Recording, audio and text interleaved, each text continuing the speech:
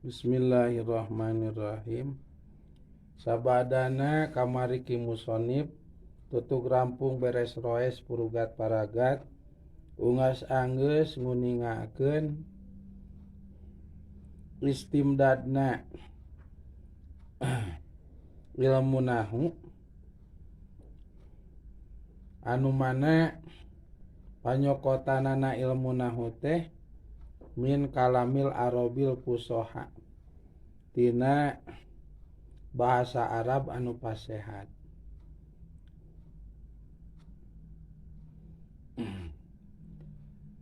Anu mana kateranganana kamari atos diterangkeun. Ta ayeuna ki musonib bade nguningakeun perkawis wadena ilmu nahu. Naon ari hartosna wade cenanib walaranana hartosna wade teh penciptana atanapi pembuatna wa anu sok disebat arsitek teh eta arsitekna itu arsitekna pembuatna atanapi penciptana atuh saha nib arsitekna ilmu nahu teh atanapi kiwadena ilmu nahu teh walaranana wa wadi'uhu Abul Aswad Ad-Du'ali. Ari arsitekna atanapi penciptana atau pembuatna ilmu nahu teh nyata Said Abu Aswad Ad-Du'ali. Saacana putih namina teh Said Abu Aswad Ad-Du'ali.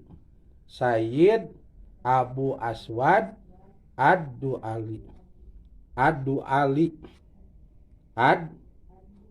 Ad-Du'ali. Abu Aswad Ad-Du'ali. Eta teh kiwadena ilmu nahu.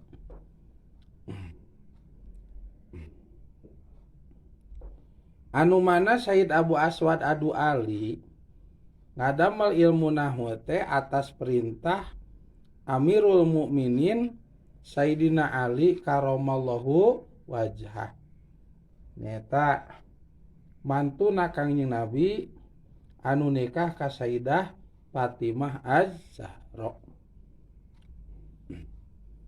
Anu mane aya riwayat anu nguningakeun dina hiji waktos Sayyidina Ali karamallahu wajhah miwara ngaimla ka Sayyid Abu Aswad Ad-Du'ali. Hartosna imla teh ngadikte ngadikte ka Sayyidina Abu Aswad Ad-Du'ali. Anu mana eusi diktena atanapi imlana Sayyidina Ali ka Sayyidina Abu Aswad Ad-Du'ali teh saur Sayyidina Ali aksamul kalami salah satun ismun wa fi'lun wa harfun ja'ali maknan. Anu pihartoseunana ari pirang-pirang bagian kalam eta aya 3. Hiji kalam anu bahana tina kalimah isim. Kadua anu bahana tina kalimah fi'il. Katilu anu bahana tina kalimah harap anu kagungan makna. Gitu. Salajengna saatosna Sayyidina Ali misaur aksamul kalami salah satun ismun wa fi'lun wa harfun ja'ali maknan. Sayyidina Ali karamallahu wajhah misaur deui ka Sayyid Abu Aswad Ad-Du'ali. Saur Sayyidina Ali karamallahu wajhah unhu hadan nahwa. Anu hartosna unhu kudu ngaji anjeun kitu. Hadan nahwa kana saumpama ieu ilmu nahu. Taku sabab aya pidawuh Sayyidina Ali karamallahu wajhah unhu hadan nahwa kitu mangka ilmu nahu dinamian weh ku Said Abu Aswad Adu Ali ku ilmuna nahwu. Ku sabab Sayyidina Ali misaur unhu hadan nahwa. Tah itu. Mangka kecap anahwana didamel nami ilmu anu disebat ilmu nahwu. Mata nyerat nahwu teh nun ha wau nahwu gitu nya. Tapi urang Sunda mah nyarios teh sok nahwu gitu. Ilmu nahwu cenah gitu. Urang Sunda mah saenakna wae ilmu nahwu gitu. Pan bahasa Indonesia bahasa Indonesia mah pete, cik urang Sunda mah jadi peuteuy gitu. Peuteuy urang Sunda mah. Ieu ge cek Arabna mah nahwu diaos ku urang Sunda mah jadi nahwu, ngaji ilmu nahwu gitu. Urang Sunda mah. Kitu salajengna atuh saatosna di bibitan pi ilmu nahwun ku Sayyidina Ali karramallahu wajhah nyaeta ku kecap aksamul kalami salah satun gitu. Salajengna Sayyidina Ali misaur ka Said Abu Aswad Adu Ali unhu hadan nahwa. Mangka Sayyidina Abu Aswad Adu Ali ngembangkeun pidawuh Sayyidina Ali nu nembe gitu. Sehingga jadilah ilmu anu dinamian ku ilmu nahwu gitu. Tah salajengna saatosna tercipta ilmu nahwu anu ngembangkeunana Said Abu Aswad Adu Ali, anu ngawurukanana Sayyidina Ali, anu ngaideun nami eta ilmu nahwu oge Sayyidina Ali ku unhu hadan nahwa. Salajengna anu marentahna oge Sayyidina Ali supados ngadamel ilmu nahwu. Maka terciptalah ilmu nahwu. Dina hiji dinten Said Abu Aswad Adu Ali nuju jalan-jalan. Penting matak jalan-jalan teh nya.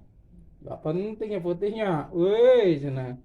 Ngopi ame cerdas. Weuy jalan-jalan atuh ame henteu. Nah, teu bararutek gitu. Jalan-jalan atuh. Keur kararieu sungguh hujan nya. Jeung keur kararempes-pesa ke jalan. Tah, nuju jalan-jalan Said Abu Aswad Adu Ali teh putih. Salajengna ngalangkung ka hiji bumi. Aya lotengan eta bumi teh. Oh, cenah cara kobong istri. Yes, meureun kitulah sigana. Di luhur loteng teh aya pamegat.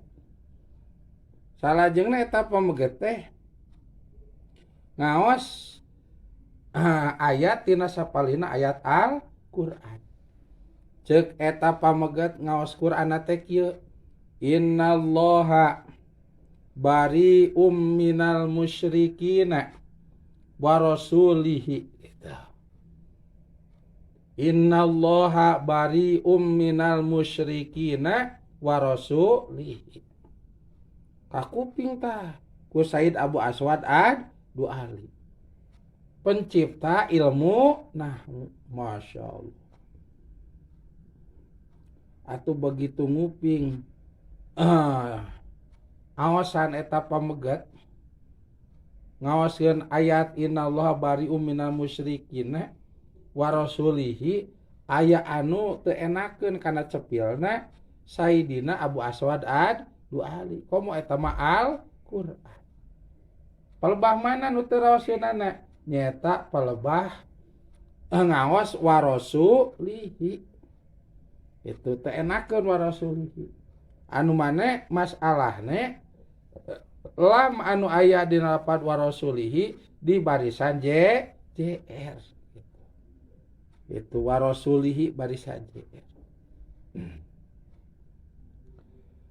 Tamung ari Sayyidina Abu Aswad Adu Ali walaupun nyiptakeun ilmu nahwu itu salajengna mantena nguping awasan wa rasulihi eta kirang raos kana cepilna gitu. Salajengna mantena teu acan sampurna nguasai ilmu nahuna. Nah, sata acan anjeunna nyarios ka pamegat anu ngaos eta ayat. Tah, ku sabab mangmang kenehna manahna antara macana teh warasulihi kitu jeung sanesna engal anjeunna nyumpingan guruna nyaeta Sayyidina Ali karamallahu wajhah. Oh, jangan baheula mau nganggo adab. Bila mana mangmang kitu nya kana kukupingan alias teu acan jelas salajengna ditaros ilmu teu acan dugi kana eta anu dikuping. Tah kapungkur mah jujur.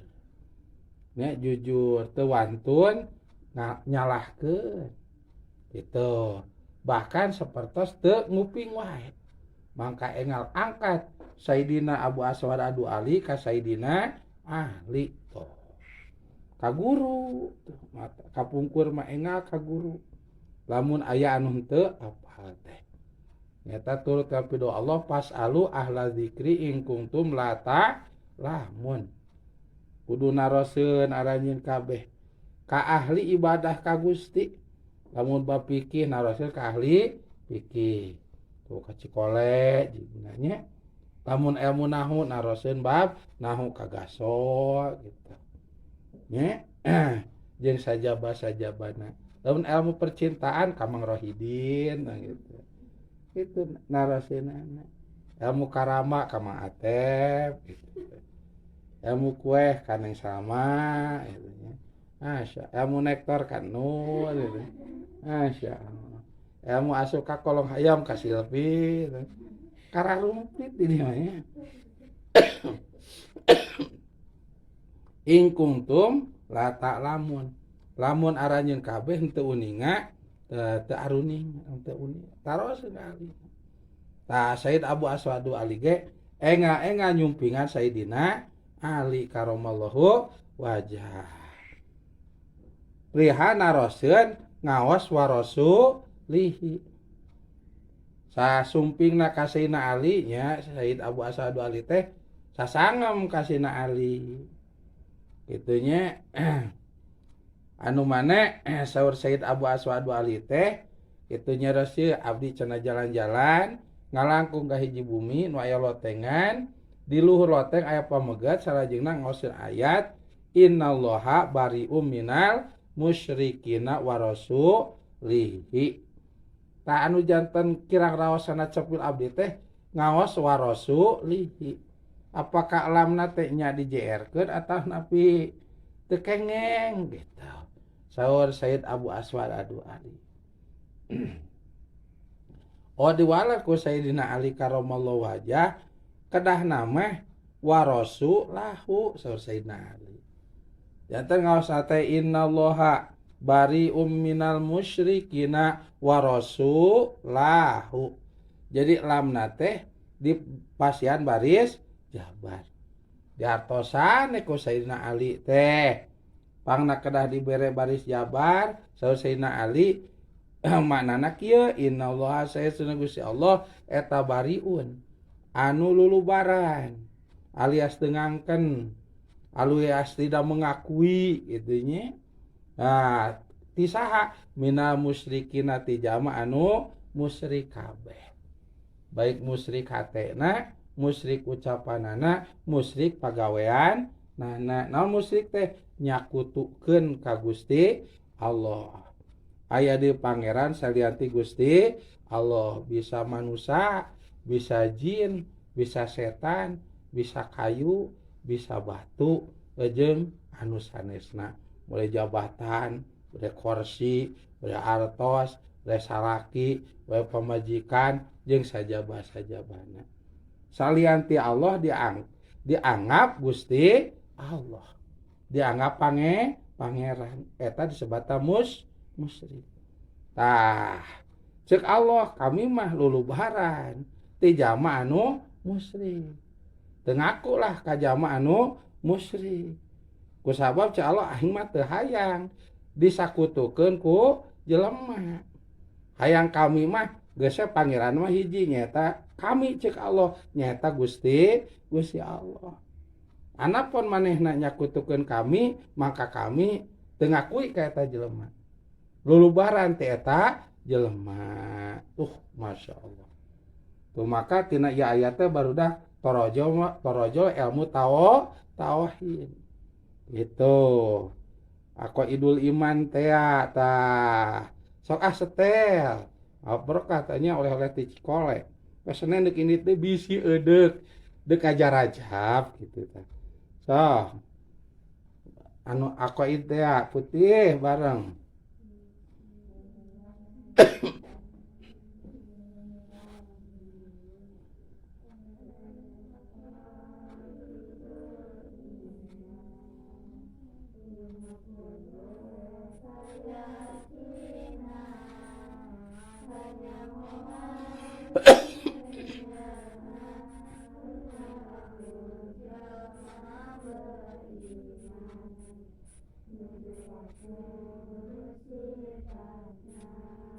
Ya suaraan atuh putih.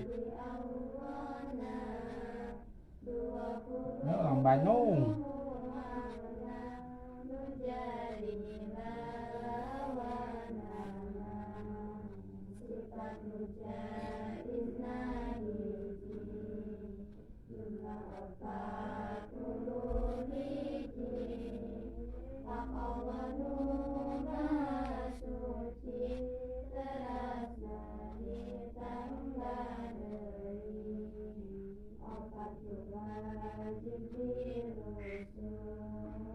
Opat numus tadi rusut. Nah, tak apa Silvi, maneh mah. Ayo suaraan. Putih.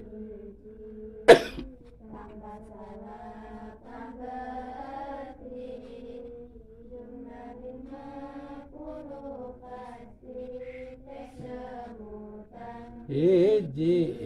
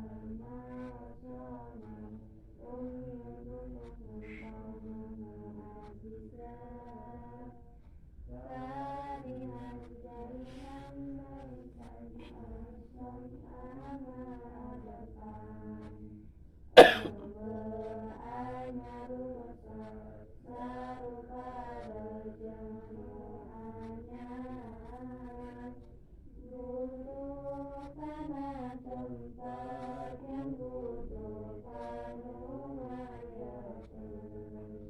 bimbingan zatna sifatna sarua menang Allah kakasa bodoh mau korek lolongan direbung hati Allah anu apes anu kapakesan anu bodoh mau korek lolong jeung pirengan.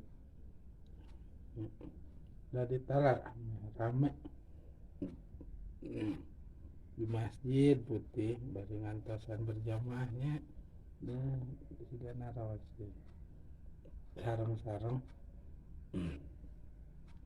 Nah itu mangka torojol weh ilmu tauhid tadi teh disebut aqaidul iman, panyangreud iman atau panguat iman. Saur Sayyidina Ali ngahartosan innallaha bari'u minal musyrikin. Saestuna Gusti Allah eta lulubaran ti jalma anu musyrik kabeh. Wa rasulahu saur Sayyidina Ali lamna teh kedah nama dijabarkeun supados maknana teh raoseun ejeung henteu salah. Wa rasulahu ta'asa kalam wa inna rasulahu bari minal musyrikina. Wau harap atap rasulah diatapkeun kana lapad kitu innallaha wal ma'tufu ala mansubin mansubun wa alamatun nasbihi fathatun dhahiratun fi akhirihi li'annahu ismu mufradin. Itu cek ngerabna. Wa rasulahu jeung saestuna rasulna Gusti Allah eta lulubaran ti jalma musyrik kabeh.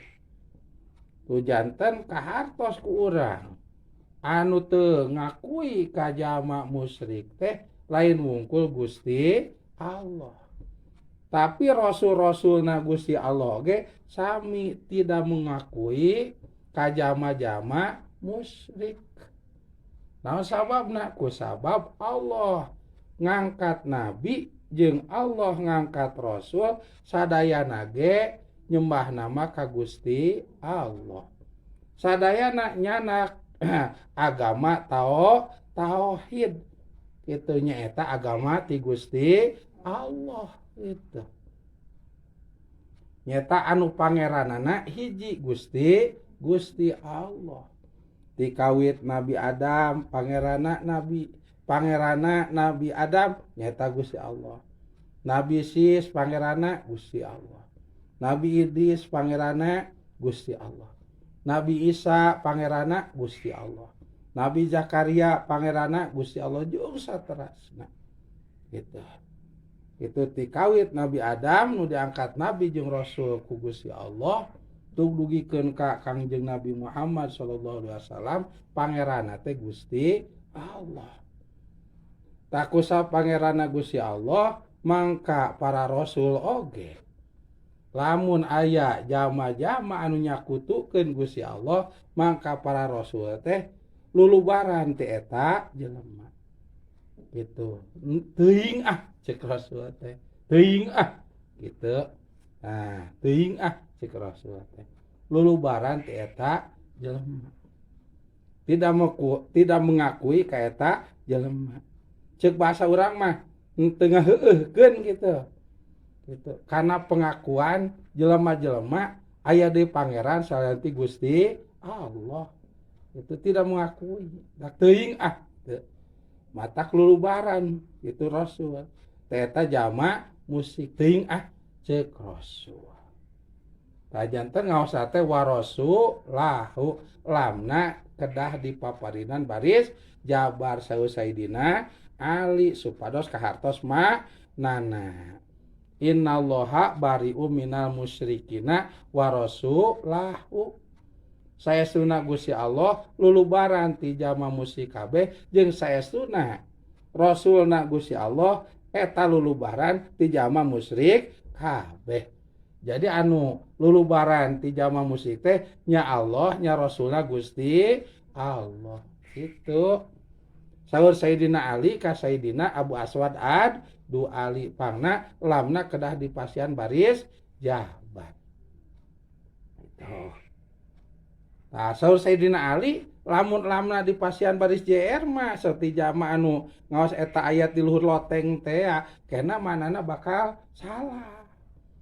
Salah baris, salah makna. Salah makna, salah arti. Salah arti, salah tujuan, salah kalakuan gitu. Itu tidak sabab salah baris, salah makna. Salah ngamanan, salah arti kete. Salah paham teh, salah tujuan kadituna cilaka naudzubillah. Naudzubillah. Tuh. Mata kana Quran, kana hadis jeung sajabahna ulah lelewo deh. Ulah kumawani lamun teu acan ngambah heula ilmuna nahwu. Walaupun zaman kiwari mah geus jalalabrignya, geus jalalamrongnya Quran teh. Geus di barisan kitab geus di barisan. Ngamaca. Walaupun teu ngamaca keukeuh we, urang teh kudu boga pedoman tata cara maca eta Arab eta Quran eta kitab. Nyata ilmuna keke kudu boga pedoman.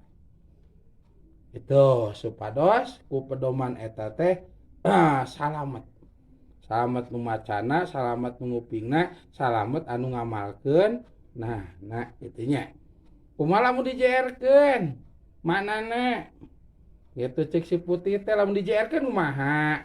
Nyata macana teh innallaha bari'um minal musyrikina wa rasulihi. Nah, jadi mana nate kieu putih. Innallaha saestuna Gusti Allah eta bari'um anu lulubaran. Tisaha Gusti Allah lulubaran teh. Tisa Allah Ta'ala teuing teh.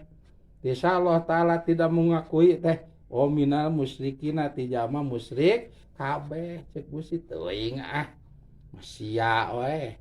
Itu ngaku-ngaku aya di pangeran saeuti aing cek Gusti. Gitu sidikeun aing ngajadikeun sagala rupa teh timimiti alam dunya jeung eusina langit jeung eusina aras jeung eusina rop-rop jeung eusina mustawan jeung eusina sidratul muntaha jeung isina qobal qaosin jeung eusina kadituna sorga jeung nu ngeusianana neraka ge jeung anu ngeusianana gitu. Sagala rupa tek-tek bengek eta teh meunang nyeun aing cek Gusti. Berarti nu aing rajana sakabeh perkara. Aing nu nguasai sagala perkara. Aing pangeran sagala perkara. Kari-kari aing di dua ditilukeun ku sia. Cek Allah aing teu ngakui sia gitu. Cek Gusti Allah itu. Tah salajengna lamna dijarkeun wa rasulihi. Atuh manana teh wa rasulihi jeung rasulna Gusti Allah. Berarti atuh benang ditarik kasimpulan ku urang. Gusti Allah teh lulubaran teh nya ti jelema musyrik, nya ti rasulna Gusti Allah. Maknya Allah atuh ka rasul lulubaran. Maknya rasul tidak diakui ku Gusti Allah. Sedangkan ai rasul teh kenging ngangkat Gusti Allah, utusan Gusti Allah anu ngadugikeun nyaeta parentahan Gusti Allah kasa ka masing-masing umatna eta rasul. Kakangjeng Nabi ngadugikeun ka umat Kangjeng Nabi nyaeta umat Islam ngaranna itu. Umat Islam ngaranna itu. Maknya atuh Kangjeng Nabi diteuingkeun ku Gusti Allah. Manya kanjing Nabi teu diakui ku Gusti Allah apa Rasulna. Tuh. Berarti atuh lamun lamna dibere baris JR berarti manana oge salah. Bila mana salah atuh tujuanana ge bakal salah. Bila mana tujuanana salah cilaka gitu. Cilaka. Tah ieu. Nya. Matak Masya Allah lamun teu ngaji ilmu nahu salajengna kumawani naon ngaos kitab, ngaos Quran, tuluy ngahartian, tuluy nguraikeun, Masya Allah. Bakal carilah. Contohna ieu innallaha bari'um minal musyrikina wa rasulihi cilaka tuh. Pangna cilaka lamun dihartian Gusti Allah teh lulubaran ti jalma musyrik kabeh jeung Gusti Allah teh lulubaran ka para rasulna atuh cilaka. Nya cilaka. Tah. Maka saur Sayyidina Ali ka Sayyid Abu Aswad Adu Ali lamna teh ulah dibere baris JR tapi kudu dijabar jabarkeun nyata innallaha bari'um minal musyrikina wa rasulahu. Nah, iya dongengna ilmu nahu putih. Kayaknya dongengna ilmu nahu wa rasulahu gitu.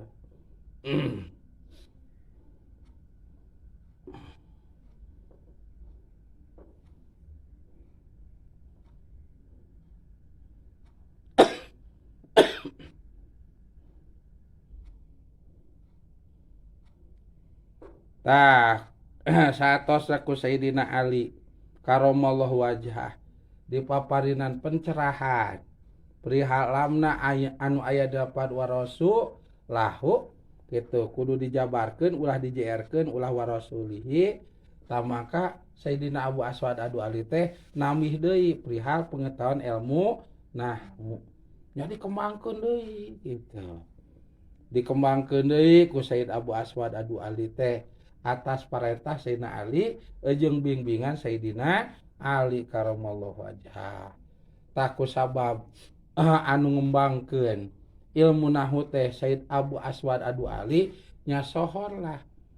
Kiwadena ilmu nahwu teh atau penciptana ilmu nahwu teh Sayyidina Abu Aswad Adu Ali karamallahu wajhah anu sok padahal bibit buit nama ti Sayyidina Ali karamallahu wajhah tuh jadi guru mah nyumput di belakang mangga murid kapayun tuh guru mah gitu nu masurna murid gitu anu sok pada eta teh kengeng ti hiji guru nyumput teh guru nama hop jang ujang masur hakikat nama mama teh nu masur teh ujang magahan hakikat nama mama nu magahan teh naon sabab kusa ujang mau bisa kitu lamun teu diwurukan ku mama tuh jadi guru anu soleh mah guru nu tawadhu mah nya ditukang sok ya bahkan dibimbing ku guruna sapatos ngabimbingna Sayyidina Ali ka Sayyidina Abu Aswad Adu Ali sehingga masyhur Sayyid Abu Aswad Adu Ali sebagai kiwadena ilmu nahwu anu sok padahal eta teh ti Sayyidina Ali dipiwaran ku Sayyidina Ali salajengna diidean ku Sayyidina Ali dibimbing oge ku Sayyidina Ali karamallahu wajhah ai Sayyidina Ali ti saha cenah ilmu nahuna waleranana nyata ti bagina Kangjeng Nabi Muhammad sallallahu alaihi wasallam anu mana dongengna kieu putih nya bangda Sayyidina Ali amunahuna ti Kangjeng Nabi teh dina hiji waktos gitu. Tah Kangjeng Nabi teh nuju ngariwung sareng Sayyidina Ali karamallahu wajhah. Tah dina obrolan-obrolan tah anu ngarah kana bab ilmu. Dina eta obrolan Kangjeng Nabi misaur a'rabul kalama gitu. Katu ribul Qur'an gitu. Saur Kangjeng Nabi gitu. A'robu kudu make pelaturan gitu. Ilmu nahu itu maksudna aranjeun kabeh. Ta a'robu teh eta kitu manana. Kudu make pelaturan ilmu nahu aranjeun kabeh. Ya saur pangersa gaso ya. Gitu karena al kalama gitu. Itu al kalama karena nyarios gitu. Karena nyarios bahasa Arab. Model hadis. Tak kudu nganggo ilmu nahu nyarios hadis teh. Sapertos Arab anu sanesna gitu. Bahasa anu sanesna bude kitab kuning. Yadul badiah sapinatun naja. Salajengna ahlakul banen ahlakul banat jeung sajabana. Kudu saur Kangjeng Nabi ka Sayyidina Ali a'rabul kalama. Gitu kudu make pelaturan ilmu nahu aranjeun kabeh. Kana ngomong bahasa Arab akalama teh. Oh, kade ieu lain a'rabu kudu ngabarisan di kabeh akalama kana ucapan sanes. Tuh, tapi a'rabul kalama teh kudu make pelaturan ilmu nahwu aranjeun kabeh al kalama gitu. Karena nyarios bahasa Arab. Naon? Nyaeta hadis. Teras kitab-kitab kuning kudu dipasang. Bila mana bade maca teh ku ilmu nahwu itu putih. Mata kamu anu bade ngaos hadis, ngaos kitab kuning, ngaos ilmu nahwu teh dihukuman wajib atau fardu ain. Bila mana teu ngaji, tali barat eta jelema teh anu teu boga bapa. Kusa ilmu nahwu teh dibarateun naon atik bapa. Gitu, seperti ilmu sorof seperti indung. Gitunya, gitu tik. Itu asorpu umul ulum wa nahwu abuha ilmu sorof teh nyata indungna ilmu nahwu bapana ilmu. Jadi lamun anu ngaos hadis kitab-kitab kuning satu acan anjeunna kumawantun ngaos eta hadis jeung kitab kuning belajar heula ilmu nahwu ti jurumiyahna ti imritina ti qawaidul i'rabna salajengna alfiyahna tuh diaji. Salajengna ngaos ilmu sorofna ti sorof kailanina ti yaquluna salajengna alfiyahna diaos. Tuh ti kawit kalimahna ditalar maknana atuh ditalar surahanana oge dikanyahokeun tujuanana oge dikanyahokeun salajengna diterapkeun. Tapi kalau kitu mangga kitu kanggo ngaos bahasa Arab bade hadis atanapi kitab-kitab kuning. Naon sabaraha ku sabab geus memenuhi seleksi atau memenuhi persyaratan ngaji heula ilmu nahwu ngaji heula ilmu sorof gitu putih. Matak anu kitu mah barudak gede pisan kauntunganana di antarana andaikan salah da jelema mah tempat salah jeung kasalahan. Maka kasalahan teh dianggap kasalahan. Bila mal kasalahan teu dianggap salah. Itu teu dianggap salah ku berkana ngaji. Komula mun bener gede pisan pahalana. Tah lamun anu teu ngaji mah najan bener dianggap salah. Komo deui salahna ku sabab tinggal ngaji. Pangna bener sebut salah ku sabab ngahinakeun ngaji, nyepelekeun ilmu, ngenteng-ngenteng ngaji, ngenteng-ngenteng ilmu. Allah bendu. Kangjeng Nabi oge bendu ceuk Kangjeng Nabi. Jang naon atuh kami nyebutkeun thalabul ilmi faridatun ala kulli muslimin wal muslimah minal mahdi ilal lahdi.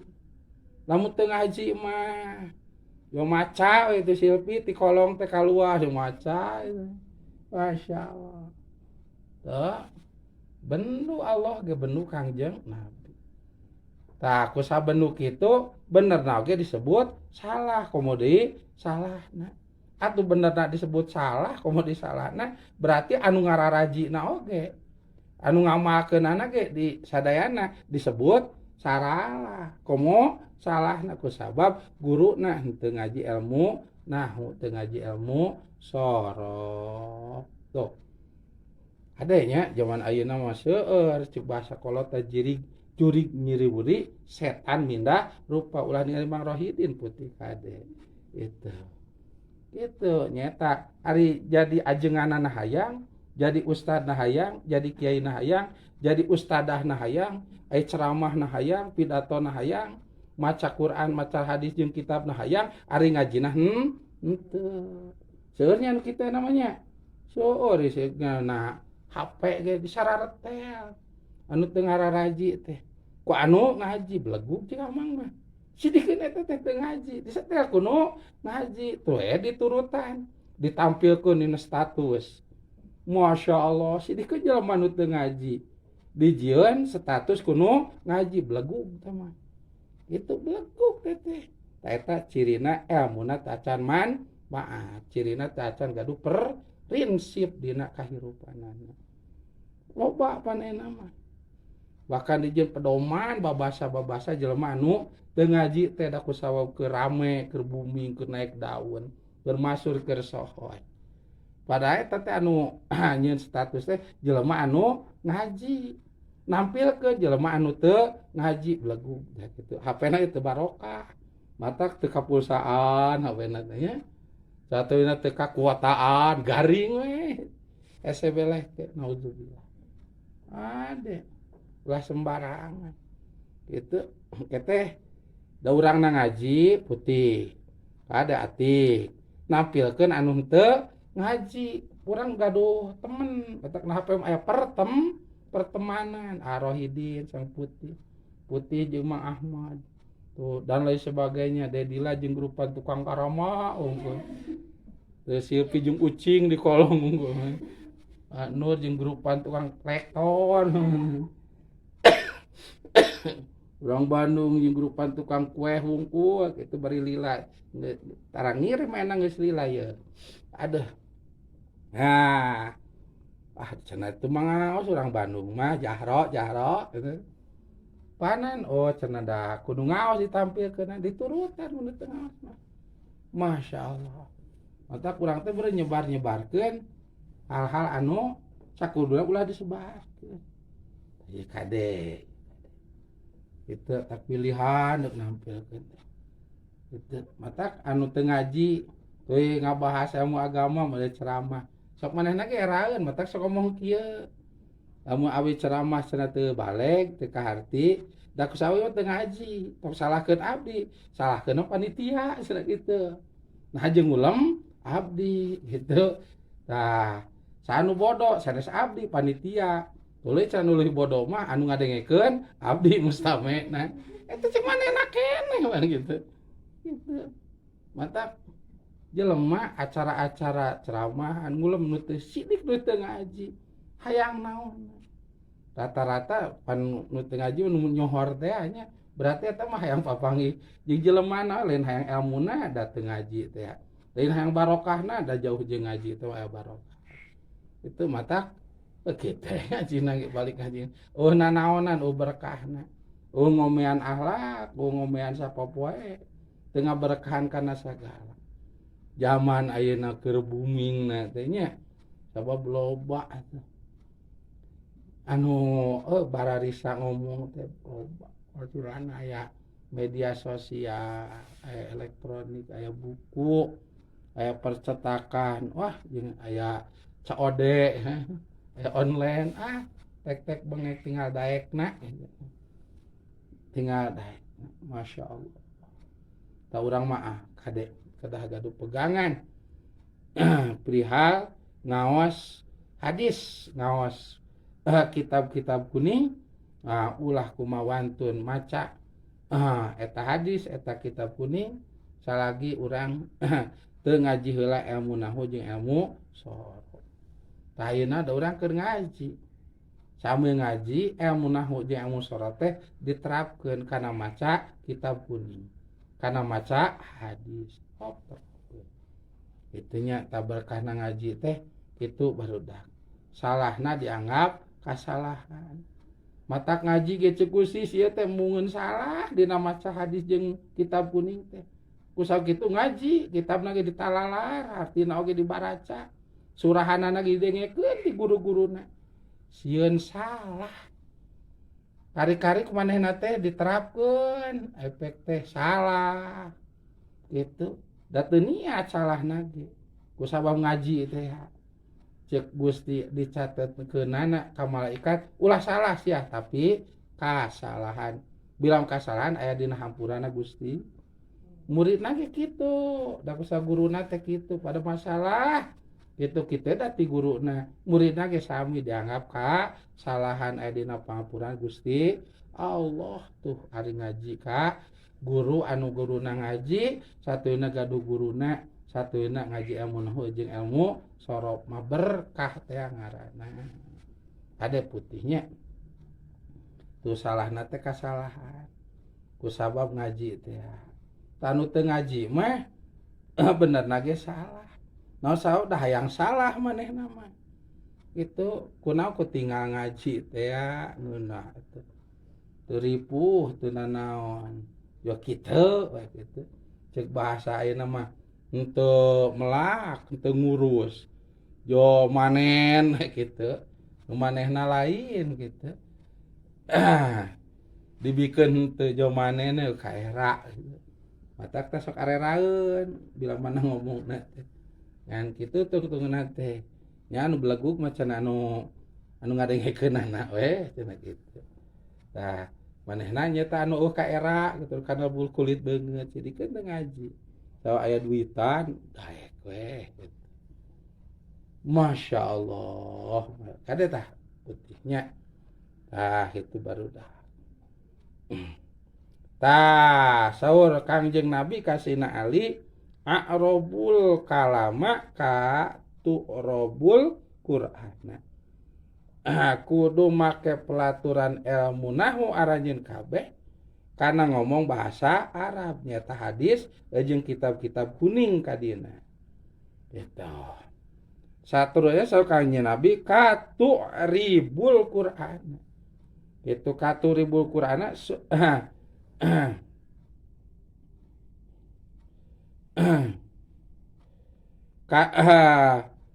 karena gitu supaya bener ngabarisan kana Qur'an. Itu bila mana gitu nganggo pelaturan ilmu nahwu nyarios bahasa Arabna gitu. Tuh. Mangka bener gitu. Ngabarisan kana Qur'an. Nah kitu ku jalanan jeung Kangjeng Nabi mah Qur'an teh diseratkeun. Ngan nyeratkeunana kitu kana naon weh Kangjeng Nabi teh. Atuh aya kulit nya kana kulit. Aya batu kana batu, aya kain kana kain. Aya daun kana daun, aya tembok kana tembok kabeh kitu. Bila mana lungsur wahyu ti Gusti teh. Kangjeng Nabi teh diserat-seratkeun. Walaupun katalar gitu diseratkeun matak aya pidawuh ulama itunya ilmu teh seperti satu anu lingas. Tah kusau kitu qayyid suyudaka bil hibalil wasiqah. Talian eta satu anu lingas teh ku tali anu kuat. Naon rupana nyata diserat-seratkeun gitu. Ulah pedah geus apal geus katalar. Urang teh kedul tulas tulis teu kengeng seratkeun. Sabab otak urang, awak urang nya kekuatan pikiran urang teh mungkin kapayun teh rada mungkin lemah. Ayeuna silpi kuat kakolong kenenya sabaraha jam cicing. Dedila mawa karama sabaraha puluh gitu. Nur kuat kene rektor gitu. Nah, urang Bandung kuat kene nyin kue gitu. Da ngora kene. Jag-jag deui gede tanaga. Pikiranna ge masih kene cemerlang. Coba gerahnya geus goboga salaki. Nenen geus kahandap ngagayot. Bahkan geus bisa nalikeun kana beuheung jaga manjangannya. ngajepret gitu tuh si akaret bawa geus doyot satu natarang geus ada herang sawa mikiran budang mikiran salaki mikiran rumah tangga mikiran sangueun wah gitu jadi otak teh kabagi-bagi atau otomatis karena ilmu oge teh jadi ngaruh walaupun urang teh hirup senang komo loba pikiran tah kadituna kapayun otak ku sabab urangna jadi ngolotan otomatis ya pikir ge janten ngirangan komo deui awak jadi ngabongkokan mah kulit jadi kerinyu ada keriputnya diistrikaan ya anger keriput deui komo ga penyakit B nya putih nyoboson oh itu teh bagaimana nyobudu gagaro gitu nyobelek kapan teh cileun nyokelan cileun gitu tuluy urang teh teu kaeur batuk tarik neken kana bool busiat gitu. Aduh teu kaeur aya nu rada nyeri kana hate belikan gitu itu atuh kana otaknya janten ngirangan kecerdasan tungtung nama anu katalar teh nuntutan hilap anu apake nuntutan hilap bisa-bisa teu diapakeun teu diulang-ulang deui mah hilap we sadayana kitu nur tah ku sakitu seratkeun kitu nya lamun diseratkeun mah eta seratan teh libaratkeun rambu-rambu atau pepeling yang urang bila mana hilap aya anu ngabejaan naon nyata seratan mau guru teu aya taroseuneun teu aya urang magahan tuluy poho deui aya kitu mayana buku oh ieu geuningan tuh dibejaan ku tulisan da meunang nulis urang ladang ngaji urang ti guru langsung nah eta mah ilmu eta mah da meunang meuri eta nu ngabejaan tah kitu nya maka talian ilmu teh nyata ku tulisan itunya qayyid suyudaka bil hibali wasiqah ya. Masya Allah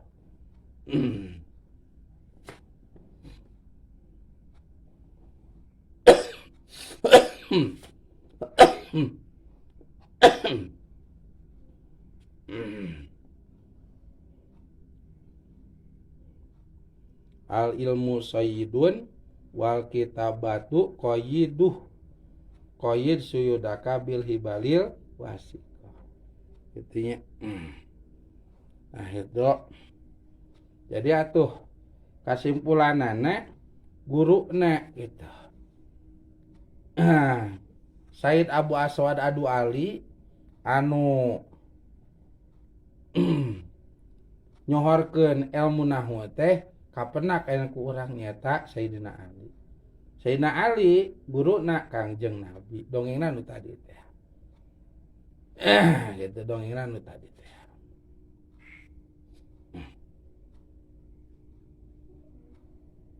Salajengna Kangjeng Nabi misaur ka Sayyidina Ali. Gitu saur Kangjeng Nabi ka Sayyidina Ali, ta'allamul arabiyata wa 'allimuhan nasa. Saur Kangjeng Nabi ka Sayyidina Ali. Anu hartosa ta'allamu gitu, kudu ngaraji aranjeun kabeh. Gitu. Saur Sayyidina Ali ka Kangjeng Nabi, kulan kedah ngaos naon. Oh al arabiyata kana ilmu nahwu gitu teh ilmu nahwu. Salajengna saur Sayyidina Ali bila mana abdi nguasai ilmu nahwu teras kumaha saur Kangjeng Nabi wa 'allimuha wa 'allimuha prek cenah kitu ku anjeun teh wurukeun kitu wurukeun wa 'allimuha jeung kudu ngawurukeun anjeun kabeh kana ilmu arabiyah kasaha ngawurukeunana anasa ka jalma-jalma ka manusia kumaha cenah jin hayang aya nu ngaji nyampe ka putih misalkan ya jin nya jin tomang gitu mah ho putih sare yang ngaos nahwu nya mangga urukeun jangan kapungkur ge seueur nya diurang ulama anu ngawuruk ilmu nahwu lain ka jami ka jin oge ngawuruk tuh mode contona kapungkur di Kalamanya kalapa dua. Tuwe di Cianjur Raden Arya Wiratana Widata. Jatan nu sanesna. Janten santrina teh lain unggul jami jin oge. Mentak lamun mentang-mentang teh nya ka ajengan gitu nu baheula. Sigana lamun santri jin ngamuk, wah geus bahaya. Masya Allah. Itunya.